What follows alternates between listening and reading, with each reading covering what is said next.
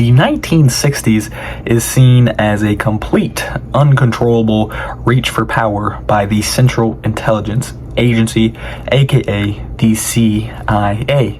And today we're going to be looking at one of their out-of-control theories on how to justify a Cuban war.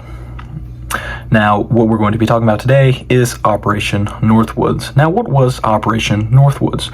Operation Northwoods was a planned domestic terrorism sanction by the U.S. government. And what the U.S. government planned was that they were going to develop a sort of communism rebellion group in Florida, and they would target civilian and military targets.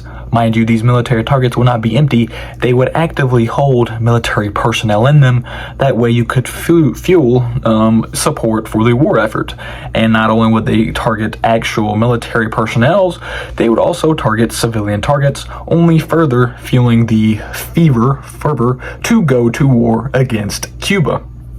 No, I don't feel like I have to explain how this is a bad thing.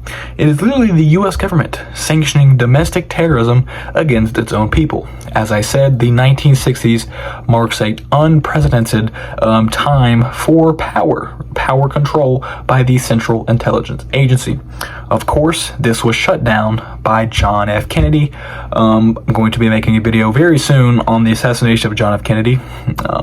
This is probably one of the reasons why John F. Kennedy got assassinated, because John F. Kennedy did not approve of the CIA overstretch of power. Now, if you were a long-lasting member of this channel, you might remember something very, very similar to this called Project Bluebeam.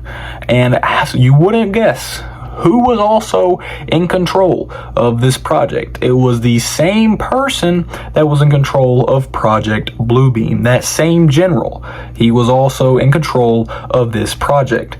Now, this project wasn't just focused on, attacking civilian and military targets. Its main focus was in Guantanamo Bay, where you might have like a week or two of attacking military and civilians, but it would mainly start in Guantanamo Bay. So what I'm assuming is that it would start in Guantanamo Bay, then trickle up into Florida, making a massive military call to action. So it would be extraordinarily quick because they're already on the home ground.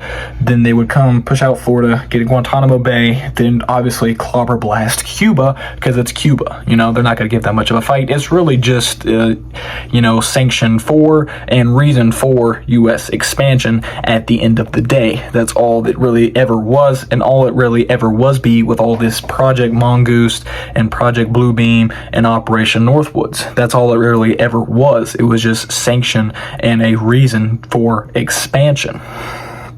Now, this does seem very, very similar to a war.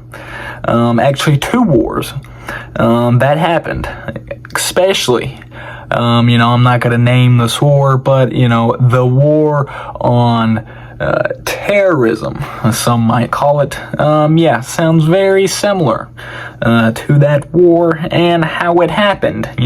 Domestic terrorism, planned, maybe not planned, and then you get a reason to go over there for expansion, possibly oil. I don't know, not really gonna get into that, but this Operation Northwoods, it's a huge expansion into the realm of United States cover-ups, and it is used as evidence and can be used as evidence to explore other conspiracy theories, especially like this one, which it's just, people tend to repeat patterns. It's one of the things, if you go study the art of war and you go study, like pretty much any fighting technique, you're taught to recognize patterns. And if you recognize patterns in the government, they do this once, they didn't do it, so they released it. But who's to say they don't take the same tactic again? That's all I'm saying.